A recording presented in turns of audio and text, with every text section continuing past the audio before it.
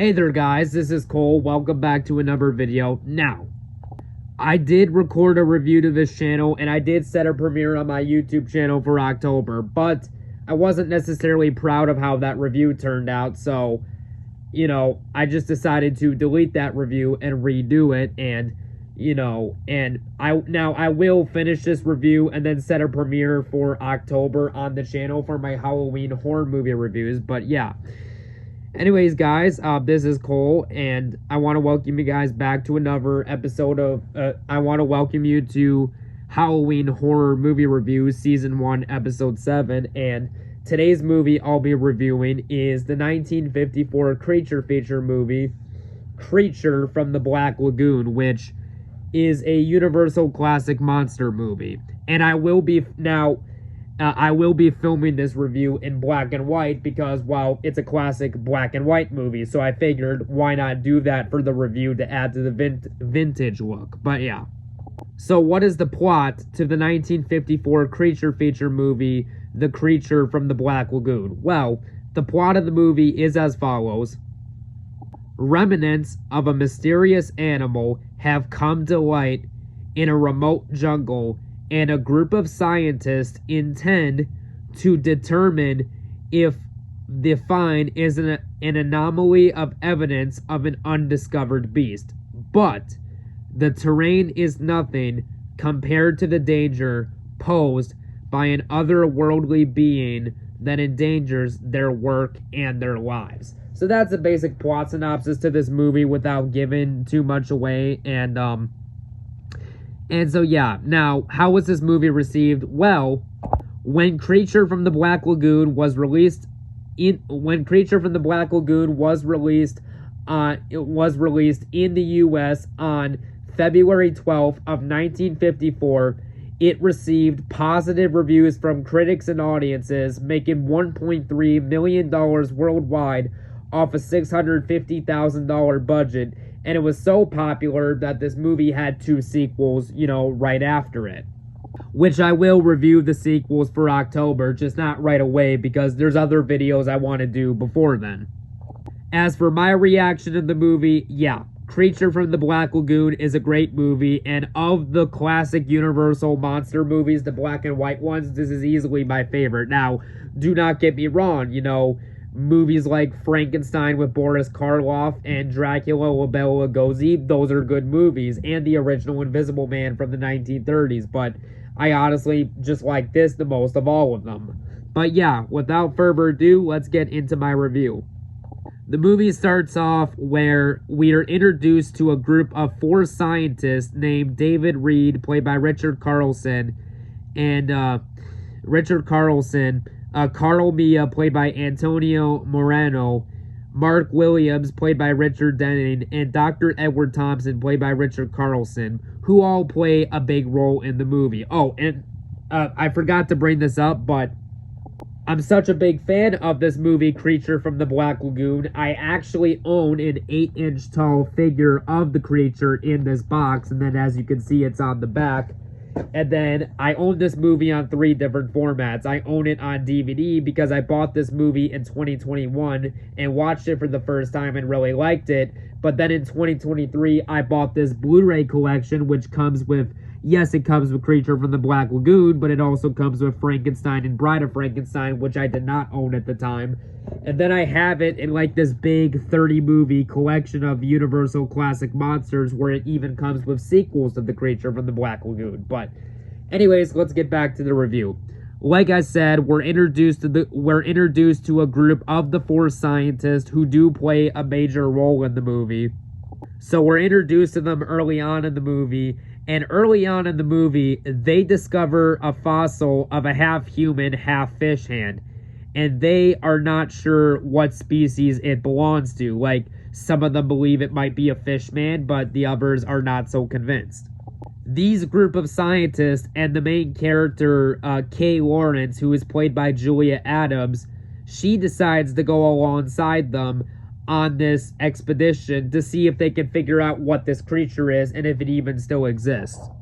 Because the fossil dates to 150 million years ago.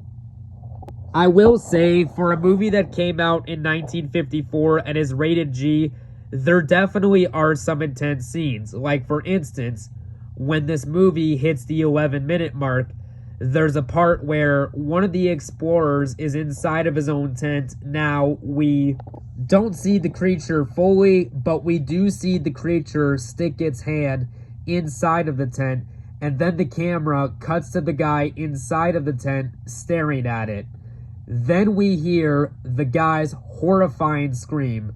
But despite the fact that we don't see him get attacked on camera, with the sound design and everything else, it makes the scene rather effective. Now, you gotta keep in mind that the rating system for movies back then was much different than it is now. You guys probably didn't know this, but PG-13 did not exist until 1984. I mean, let's be honest. If this movie was made today, it would be rated R and a lot more violent. It would be a lot more violent, and it would be rated R, no problem. Another thing I really like about this movie is the characters, mainly Kay Lawrence and David Reed, who are played by Julia Adams and Richard Carlson. The crew on the large boat arrive at the Amazon rainforest. They do manage to scare off some fish because of the horn on the boat being blasted by the captain. There's even a scene where there's an alligator on a log. Then the alligator goes into the water after hearing the horn, which disturbs it, which I kind of chuckled at a little bit, just because it was unexpected. Then, of course, there's the iconic scene where Kay is swimming in the water, but she's underwater from what we see, but we see it from the creature's point of view with the way it's filmed.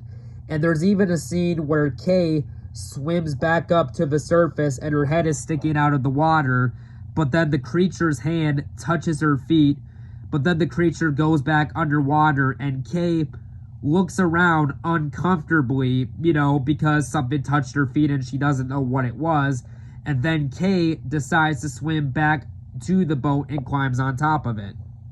Then the creature causes mayhem, where we do not see the creature on screen, but when Kay, David, and everyone else is on the boat, basically the boat starts to shake a little side to side because there's a fishnet caught in the water, and the large fishnet is being violently ripped side to side before eventually the captain is able to pull it out of the water.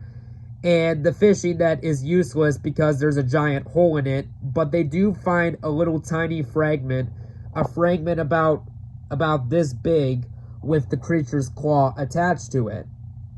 Because of this, they are curious about it, and the scientists are trying to figure out if this creature is real or not. Because again, one of them is convinced that fishmen exist, and, well, the other scientists are not.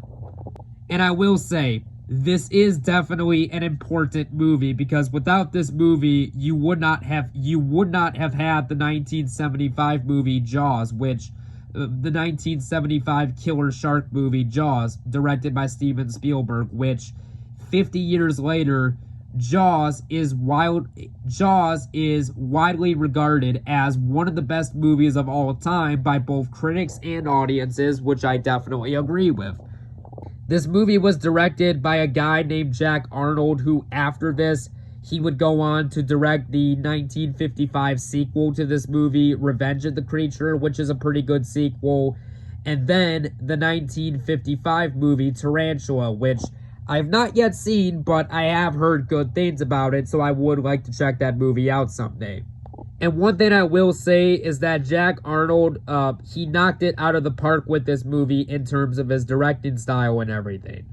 Then, for instance, the whole scene where the creature is trying to climb on top of the boat and gets to and is trying to get to the scientist, but then Kay sees that the creature is trying to attack the scientist, and a lantern falls on the creature's arm, which breaks, and then it knocks the creature back into the water.